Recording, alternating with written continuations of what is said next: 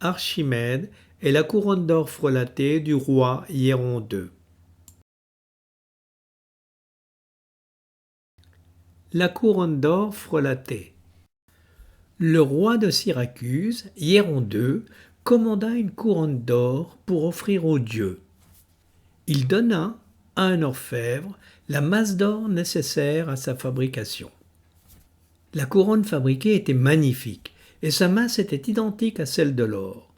Cependant, le roi avait un doute. La couronne ne semblait pas être faite d'or pur, mais semblait contenir une part significative d'argent.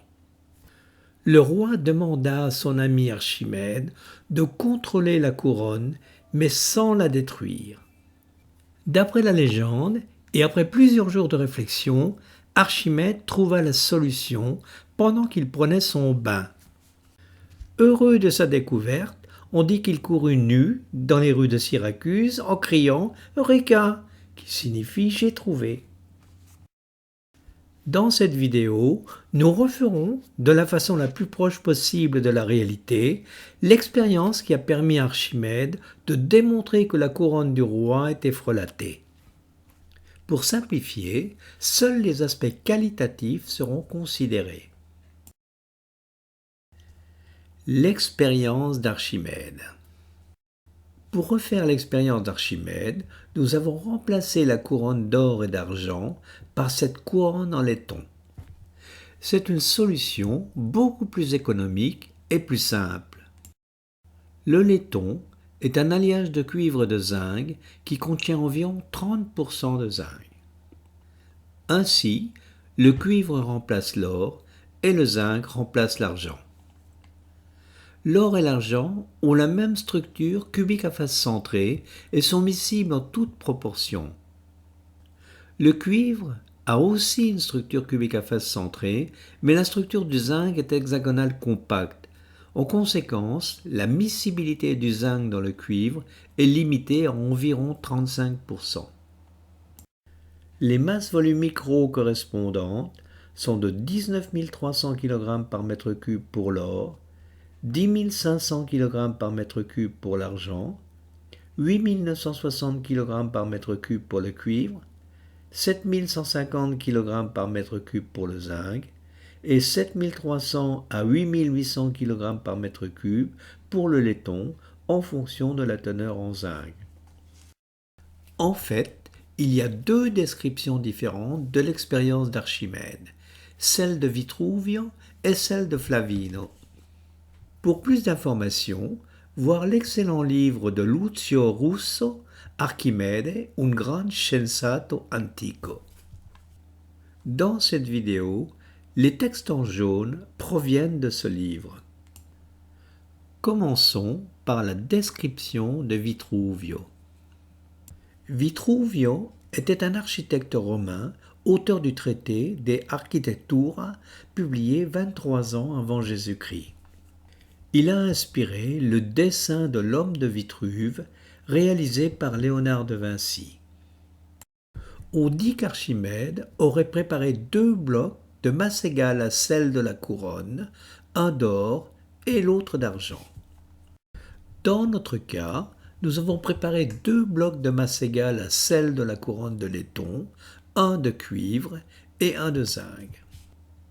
Ceci fait, il a rempli un grand récipient d'eau à ras-bord. Dans notre cas, nous avons utilisé un récipient spécial à débordement qui permet de fixer le niveau de l'eau.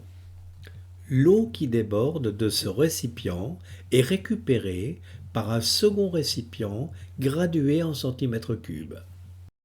Et il a immergé le bloc d'argent dans l'eau.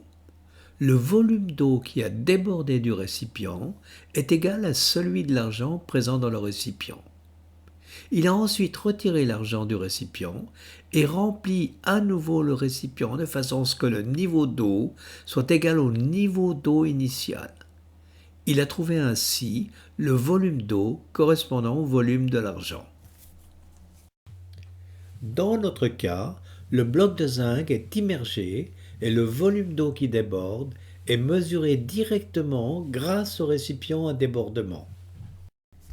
on observe un volume d'eau d'environ 15 cm3. Pour augmenter la précision, la masse d'eau qui déborde est pesée et plusieurs expériences sont réalisées. Le résultat est une valeur moyenne de 15,3 cm3. Ensuite, j'ai répété l'expérience avec l'or et j'ai trouvé que dans ce cas, la quantité d'eau qui a débordé était inférieure.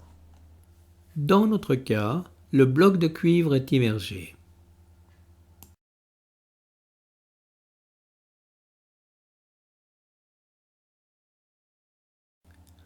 On constate que le volume d'eau qui a débordé est inférieur au cas précédent et vaut environ 12 cm3. Après plusieurs expériences, une valeur moyenne de 12,5 cm3 est obtenue. À ce point, j'ai utilisé la même procédure avec la couronne et j'ai vu que dans ce cas, la quantité d'eau qui débordait du récipient était supérieure à la quantité d'eau qui débordait dans le cas d'une même quantité d'or pur. À ce point, j'ai compris que le roi Hiéron avait été berné. Dans notre cas, la couronne de laiton est immergée et le volume d'eau qui déborde est mesuré et pesé. Après plusieurs mesures, on obtient un volume moyen de 13,2 cm3. Synthèse des résultats. L'ensemble des résultats expérimentaux est représenté sur cette figure. On constate que pour une masse identique, l'immersion de la couronne de laiton dans l'eau a produit le débordement d'un volume d'eau plus petit que celui du bloc de zinc et plus grand que celui du bloc de cuivre. En fait, le volume d'eau qui déborde est égal au volume de l'objet immergé dans l'eau puisque les trois objets sont complètement immergés. On peut donc écrire que le volume de la couronne de laiton est inférieur au volume du bloc de zinc et supérieur au volume du bloc de cuivre. D'autre part, les masses des trois objets sont identiques. La connaissance du volume et de la masse permet de considérer la masse volumique ρ égale à m sur v. À masse égale, la masse volumique est inversement proportionnelle au volume. Donc, la masse volumique de la couronne de laiton est supérieure à la masse volumique du zinc et inférieure à la masse volumique du cuivre. C'est la preuve que la couronne de laiton n'est faite ni de cuivre pur, ni de zinc pur, et qu'il s'agit donc d'un alliage de cuivre et de zinc. Un résultat similaire aurait été obtenu avec la couronne d'or et d'argent du roi Hiéron II. Archimède avait trouvé un moyen simple pour mesurer le volume d'un objet de forme complexe en l'immergeant dans de l'eau. Il avait trouvé cette solution en prenant un bain et en constatant que l'eau débordait de la baignoire quand il entrait dans l'eau. Remarque importante, pour ces trois expériences, la masse est mesurée avec une grande précision. Par contre, les volumes d'eau sont petits et le récipient en débordement ne permet pas de faire des mesures précises. C'est pour cette raison que nous n'avons pas considéré la mesure quantitative de la masse volumique. Considérons maintenant la description de Rémio Flavine, écrite environ 400 ans après Jésus-Christ. D'après Lucio Russo, cette description serait plus probable que celle de Vitruvio. Nous avons un peu simplifié le processus en ne gardant que l'aspect qualitatif. Je vais t'expliquer brièvement la méthode, sois attentif.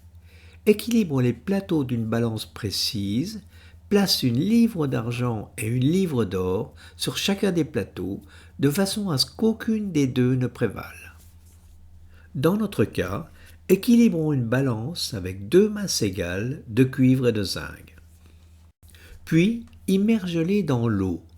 Dès que le liquide pur les recevra, le plateau qui contient l'or s'abaissera subitement parce que l'or est plus dense. Dans notre cas, les deux masses de cuivre et de zinc sont immergées dans l'eau.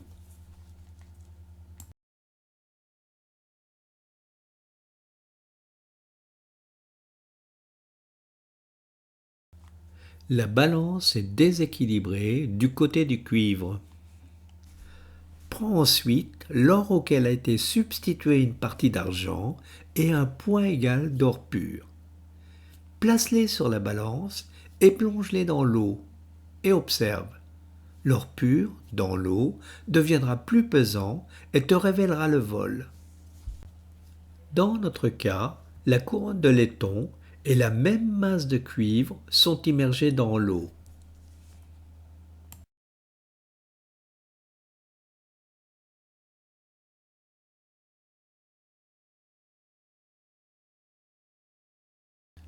La balance est déséquilibrée du côté du cuivre. Enfin, la couronne de laiton et la même masse de zinc sont immergées dans l'eau.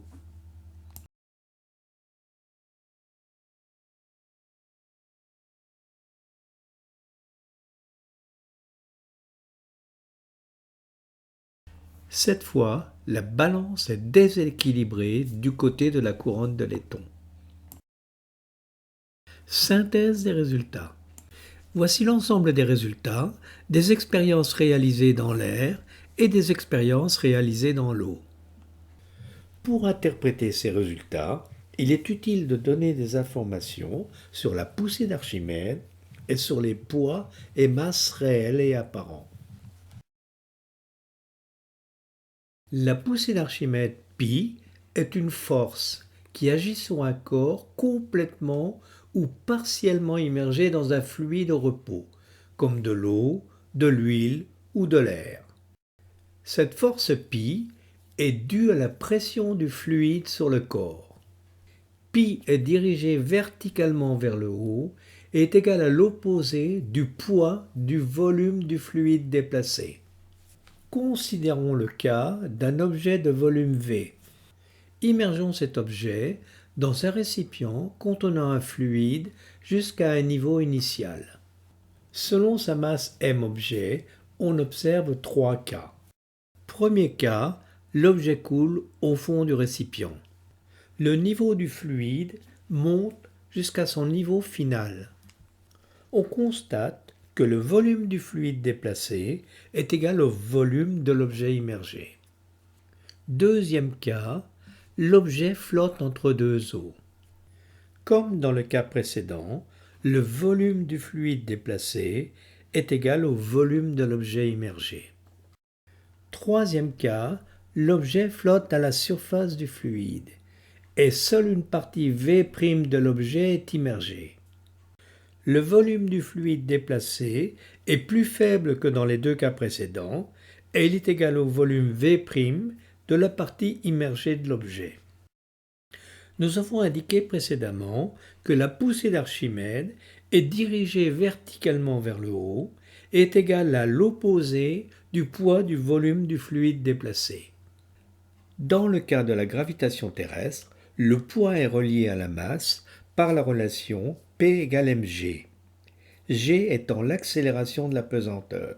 C'est un vecteur dirigé verticalement vers le bas. Dans notre cas, le poids du volume du fluide déplacé est donc égal à la masse du volume du fluide déplacé multiplié par G. Si l'on considère la masse volumique ρ qui est égale à la masse divisée par le volume, on obtient la masse du volume du fluide déplacé est égale à la masse volumique du fluide multipliée par le volume du fluide déplacé. On obtient finalement la poussée d'Archimède π est égale à moins la masse volumique du fluide multipliée par le volume du fluide déplacé multiplié par G. La poussée d'Archimède π et le poids du volume du fluide déplacé s'expriment en newtons.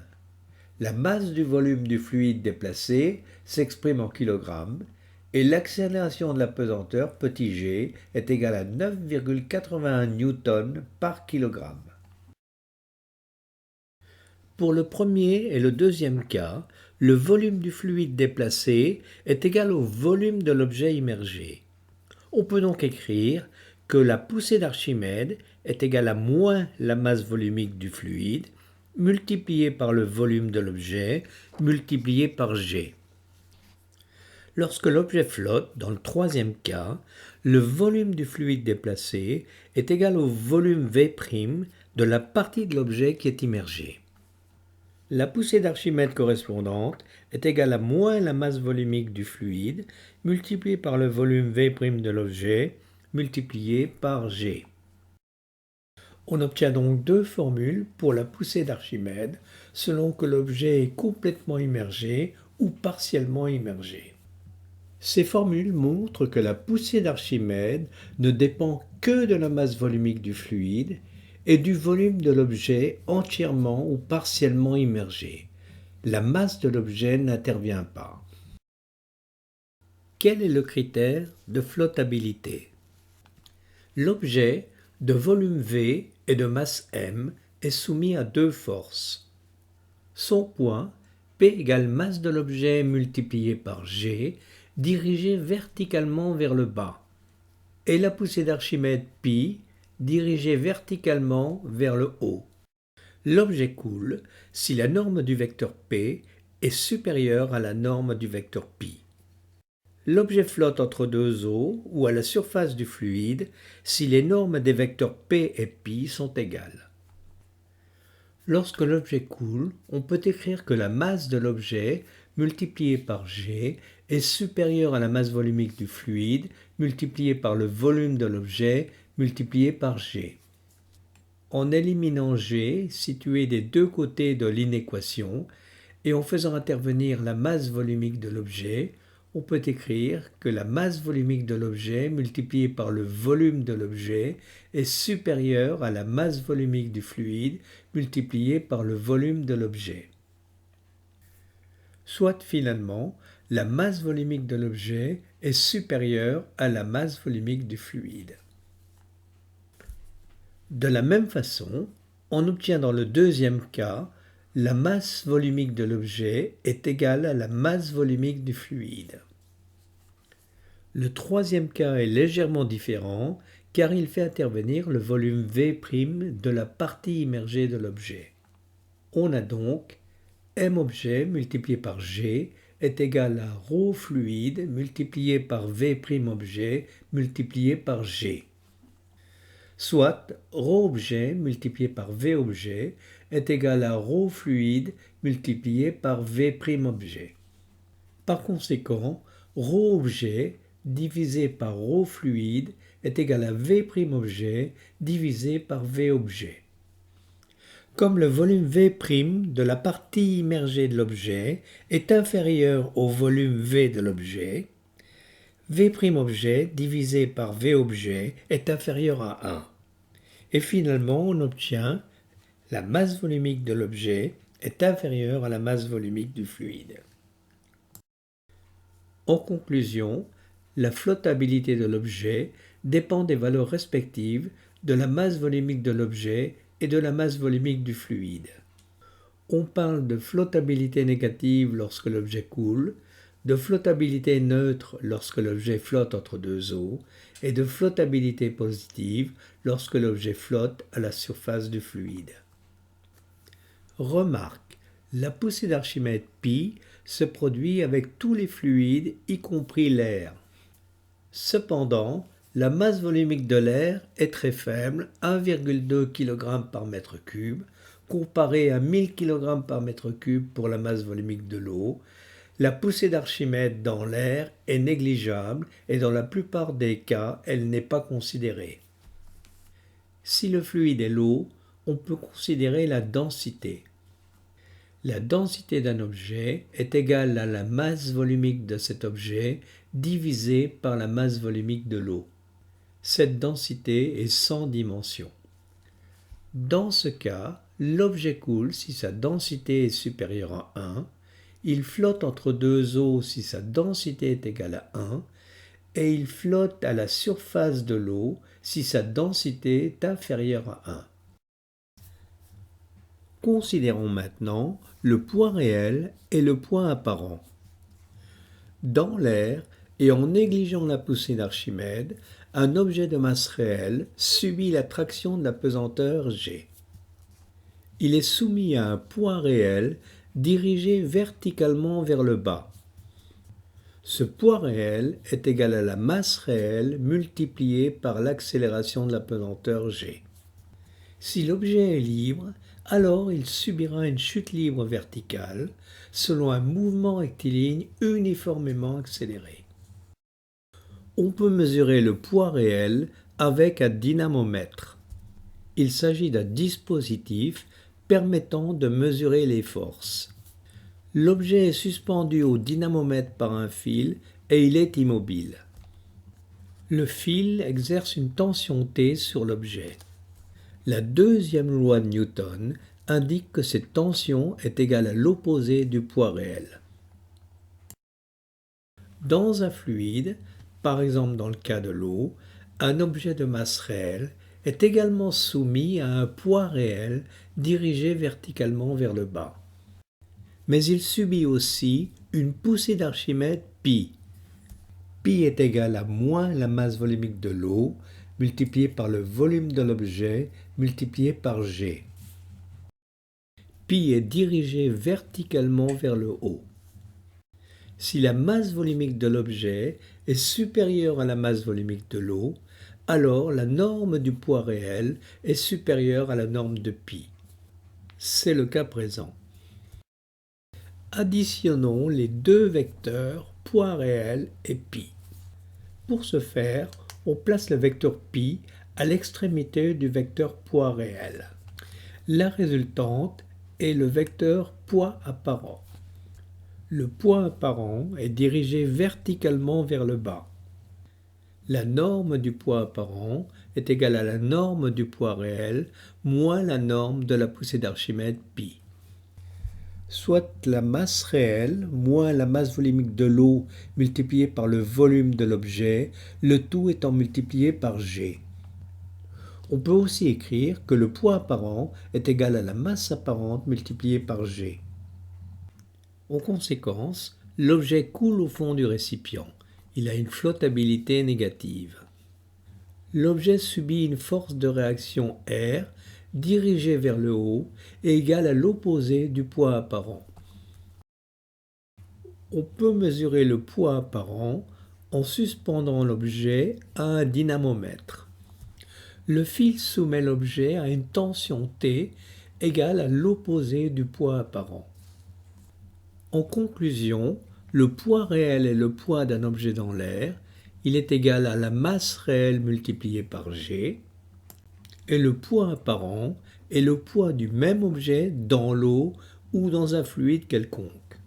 Ce poids apparent est égal à la masse apparente multipliée par g. Considérons maintenant la masse réelle et la masse apparente.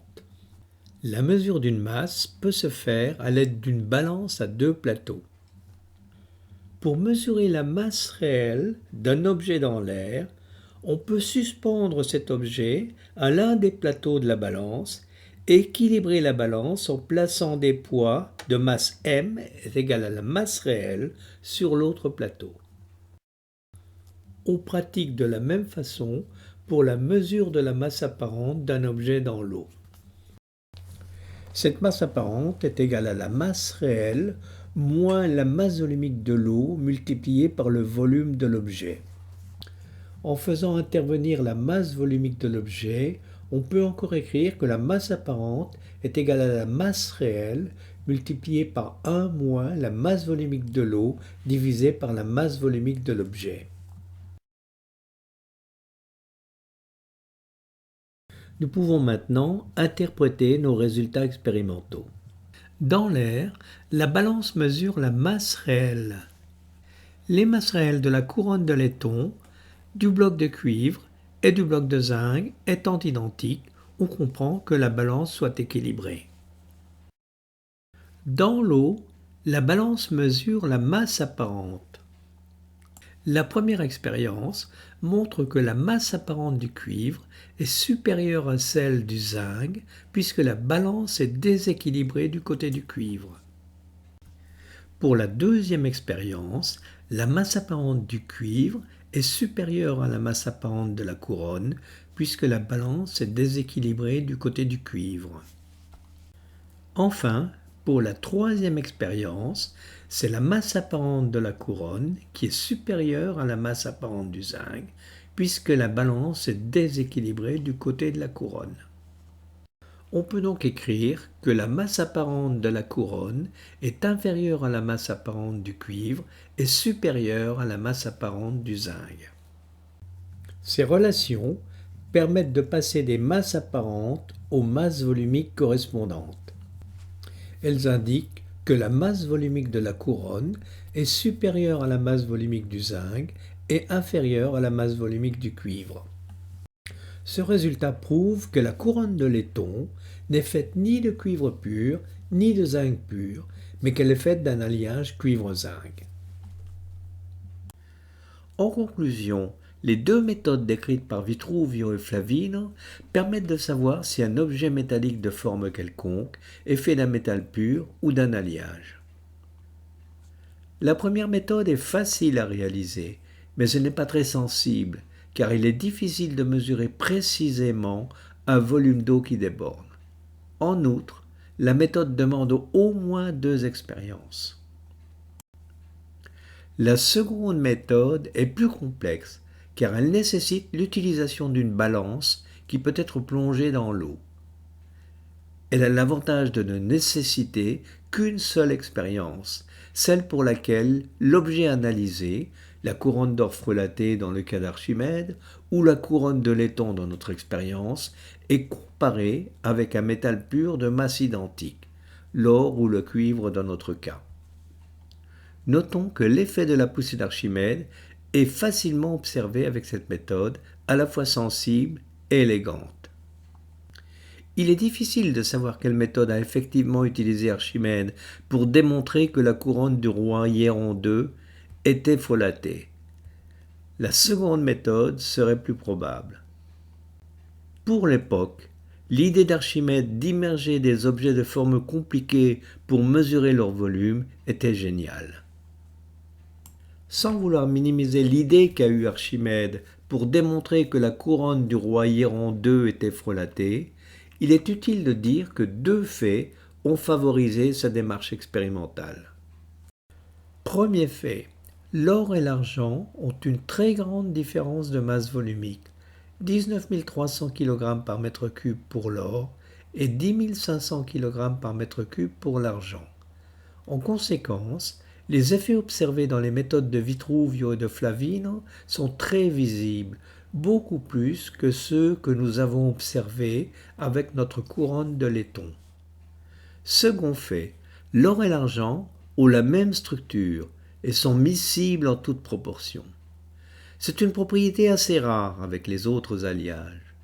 À cause de cette propriété, la masse volumique des alliages or-argent augmente de façon linéaire avec la composition, ce qui a permis à Archimède de mesurer la teneur en argent dans la couronne frelatée. Cette mesure quantitative n'a pas été possible avec la couronne de laiton, car le cuivre et le zinc n'ont pas la même structure et ne sont pas miscibles en toute proportion. Eureka!